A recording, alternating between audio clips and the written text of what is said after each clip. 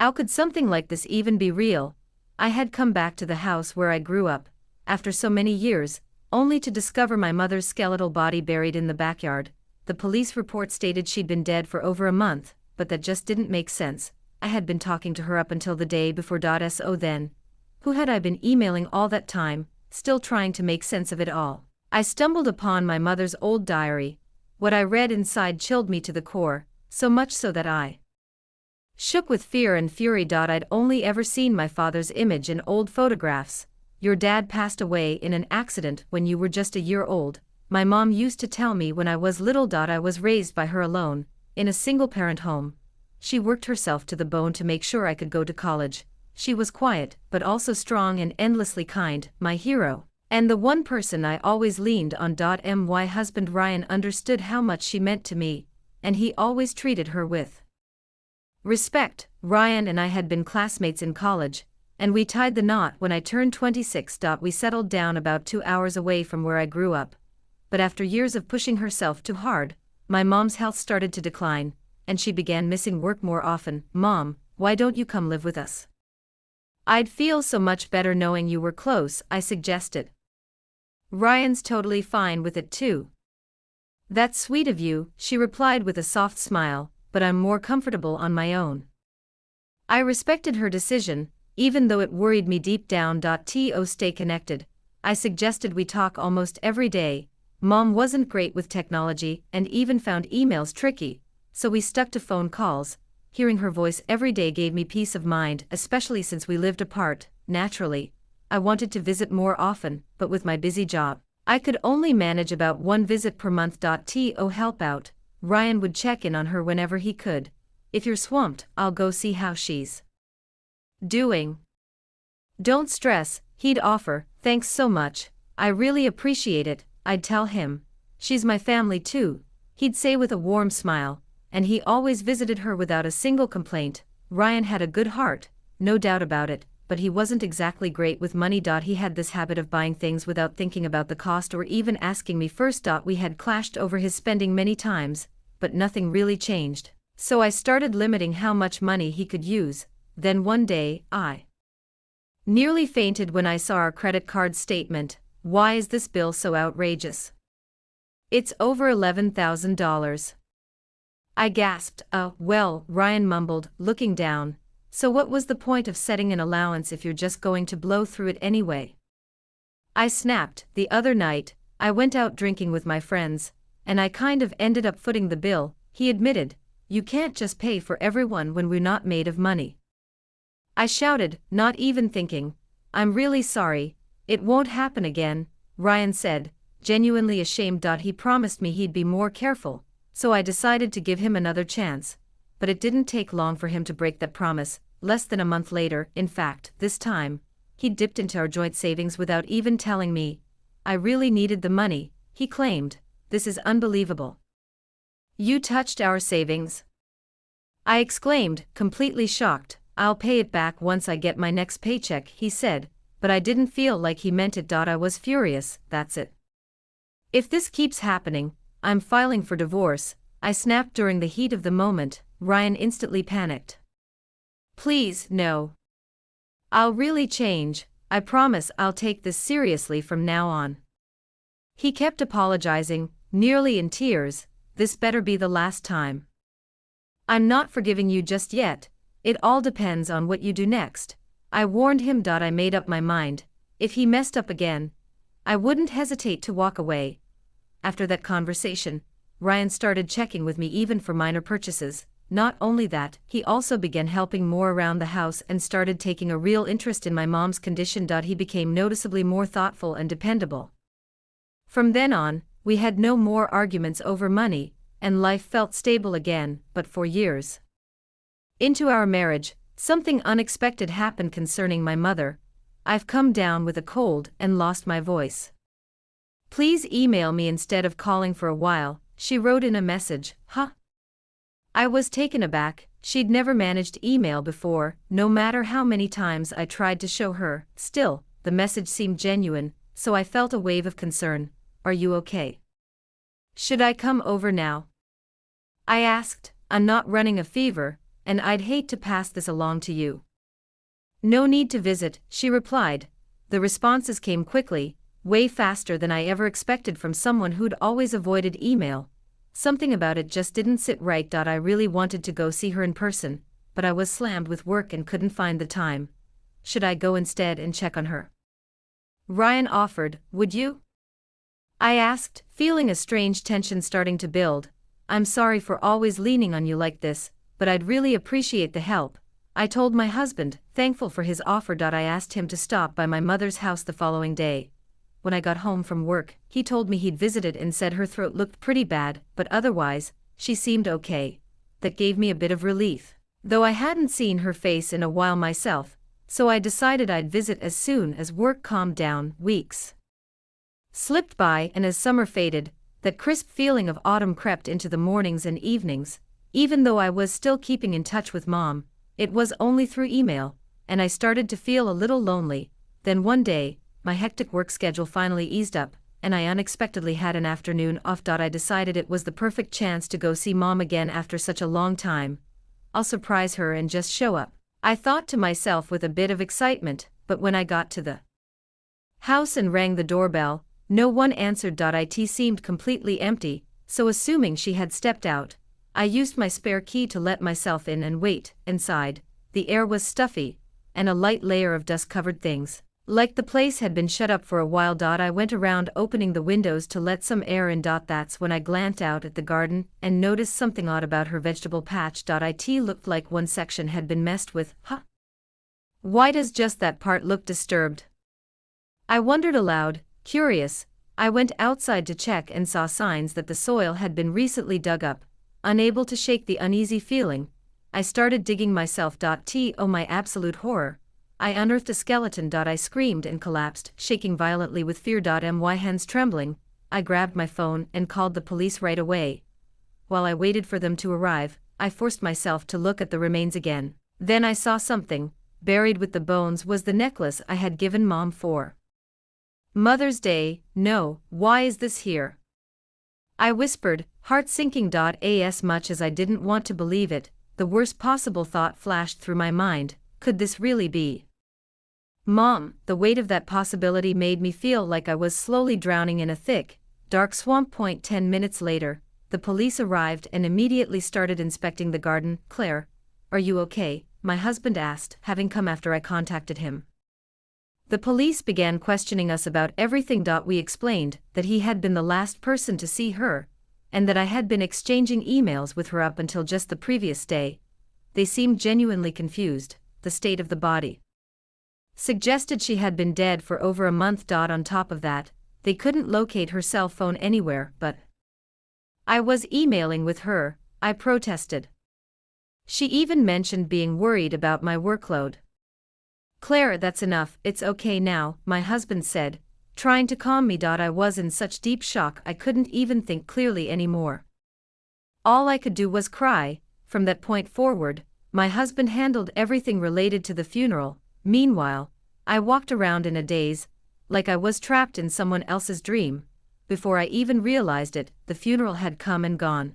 Thinking I should start sorting through my mother's things, I began stopping by her house every day. While going through her dresser one afternoon, I found a letter-sized box. Oh, I remember this, I said quietly. Inside were drawings I had made for her as a child, old letters, and little gifts, all carefully preserved. I felt deeply moved that she had cherished these memories. As I lifted the box to check underneath, I noticed a newer-looking notebook tucked at the bottom. It seemed to be her diary. Curious to know more about her final days, I cautiously flipped through the pages. But what I found written there left me completely stunned. This can't be real, I muttered. Frozen in place, what I read was horrifying beyond anything I had imagined. A surge of fury I'd never known before washed over me. I'll never forgive whoever did this, I whispered, burning with rage, determined to catch the person who had hurt my mother and make them pay. I started planning my revenge. 2 days later, when we both had a day off, my husband suggested we go out for a walk. I'm just glad you're feeling up to getting some air, he said gently. Yeah, I guess so, I replied. He seemed relieved to see me out of the house. After I'd been lost in grief for so long, I'm getting a bit tired. Want to stop for tea? I asked. We chose a cozy cafe nearby, where a few businessmen and some groups of middle-aged women were quietly chatting. Ryan picked a seat by the window, and we sat facing each other. What would you like to drink? He asked with a warm smile. I think I'll have a float, I said. His eyes lit up like a kid choosing a treat. Hey, there's something I've been meaning to talk to you about. Will you hear me out? I asked, locking eyes with him. Sure, what's going on? He said, his expression suddenly serious. It's about Mom. Something's been bothering me, I began. How is it possible that I was getting emails from her just a day before we found her, when she'd apparently been dead for over a month? Maybe the killer was pretending to be her, he said, thoughtfully. Trying to delay anyone finding out. That theory had crossed my mind too, of course, but some things just didn't make sense. Still, don't you think it's weird that one of those emails talked about wanting to go back to the spa? We all went on that spa trip together once, right? Just the three of us, I said. Yeah, that's true, my husband replied. But maybe it's just a coincidence. Maybe, I murmured, still unconvinced. He nodded and took another sip of his float, though he looked a bit uneasy. Take a look at this, I said, pulling a document from my bag and sliding it across the table to him. It turns out Mom was sick, I explained. I found this while going through her things.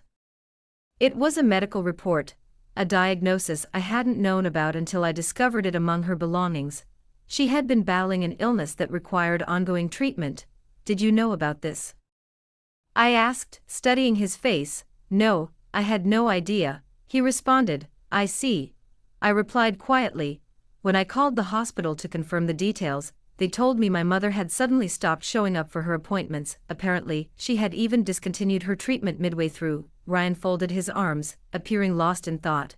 Maybe she had her reasons, he said after a pause. Like what? Not being able to afford it. I offered, half suggesting, ugh, maybe. But what's the point of speculating now, he said with a sigh, clearly uncomfortable. His discomfort was growing more noticeable, his restlessness creeping in. I fixed my eyes on him. You borrowed money from my mother, didn't you? Of course not. Why would I do that? He snapped. His words said no, but his panicked expression betrayed him. I need you to tell me the truth, I said firmly. You borrowed over $20,000 from her, didn't you? As I pressed, Ryan suddenly stood up and slammed his hands on the table, his face flushed with anger. How dare you accuse me of something like that? You're being completely irrational. Do you have any proof? Maybe you're the one who's exhausted, he added with a sharp tone. The raised voice made heads turn. Other patrons in the cafe glanced our way, some trying not to be obvious while clearly eavesdropping. Realizing he'd drawn attention, Ryan lowered himself back into his seat and mumbled an apology, softening his voice. But the stares didn't stop. People were definitely intrigued by the drama at our table. I do have proof, I said, watching his eyes widen in surprise. I pulled out my mother's diary and set it down in front of him. What's that supposed to prove? He asked, defensively stiffening like. He already knew what was coming. I flipped it open and began reading aloud. The diary described, in detail, how Ryan had been intimidating my mother and manipulating her into giving him money. It even included the exact amounts he had demanded. On top of that, she'd written that he had threatened to hurt me and destroy my life if she didn't give in. It was sickening. When Mom told him she couldn't lend any more due to her rising medical expenses, he reportedly told her something cruel. What's the point in living this long? It's just a waste of money. The diary revealed that he'd forced her to choose between her health and her daughter, pressuring her to abandon treatment while continuing to ask for money. All of this is written here, I said. Now explain yourself. I don't know anything about that, he said coldly. Besides, this so-called diary doesn't prove anything. Anyone could have written it. His voice was smug now, and he leaned back with a smug grin, acting like the accusations meant nothing. You're right, I said, staying calm. By itself, maybe it's not solid evidence. It could be dismissed as just my mother's thoughts. Exactly. Glad you understand, he said, nodding with a condescending chuckle. Well, how about this, then? I said. I opened a video file on my phone and tilted the screen toward him. Ryan, who had been so relaxed just moments ago, suddenly froze. His smirk vanished. How do you explain this? Don't just sit there, say something, I demanded. On screen was security footage from a camera hidden in my mother's living room. On the final page of her diary, she had written, Ryan's demands are escalating, and I'm beginning to fear for my safety. If I can get evidence, I'll record it and tell my daughter everything. Apparently, my mother, who struggled with technology, had gone to an electronics store and had someone install a hidden camera for her. The footage showed the two of them arguing, heated words about money flying back and forth. Then Ryan, losing control, lashed out physically, striking her and causing her to fall. Panicked, he carried her limp body toward the garden. When he returned to the room alone, he rifled through her purse, took all the cash and snatched her phone. Then he fled. After that, the footage showed nothing but an empty room. The truth was undeniable. Ryan was the one who had done this. I can't believe it, I said quietly, my voice shaking. That you could actually do something like this. But it's over now.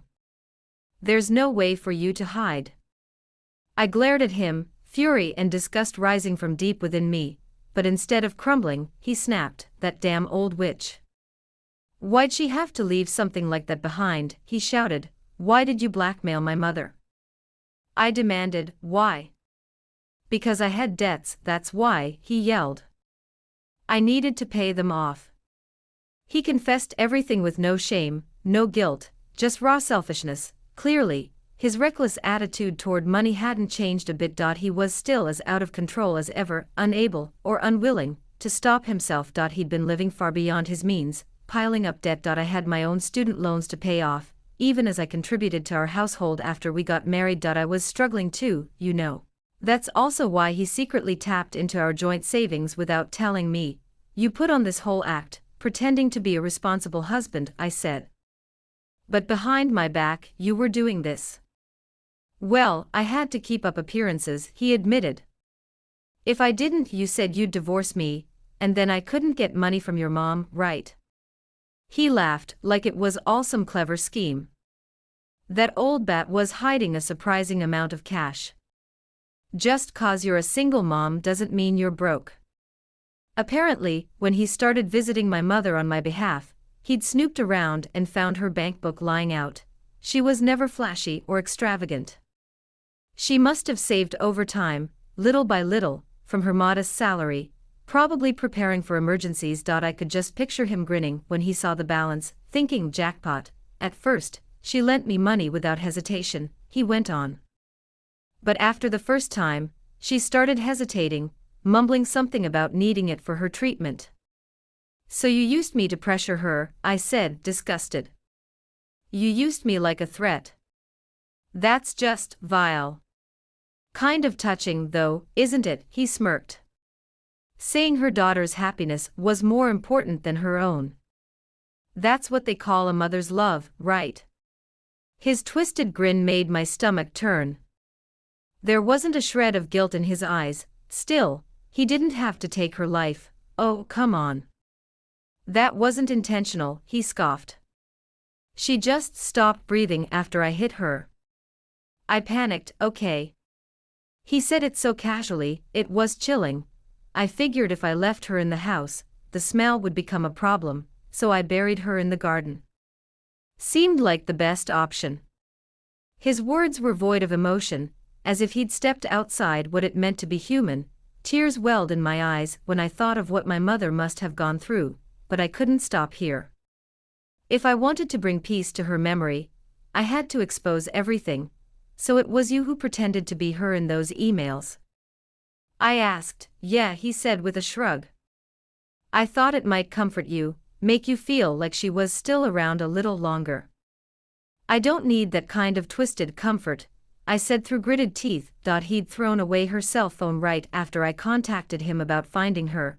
There was no reason left to hold back with this man. I'm reporting this to the police.